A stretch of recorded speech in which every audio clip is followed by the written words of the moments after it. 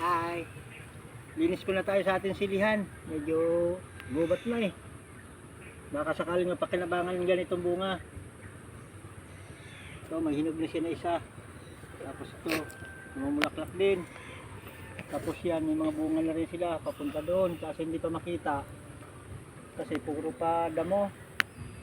Pinabayaan kasi namin to kasi itong tubig na ito, umapaw to papunta dito eh. Pero ngayon, sinubukan namin ulit na linisin, baka sakaling mapakinabangan ng aming silihan hanggang doon sa dulo. Lilinisin namin kasi puro sili yan eh, ang luming sili ito eh.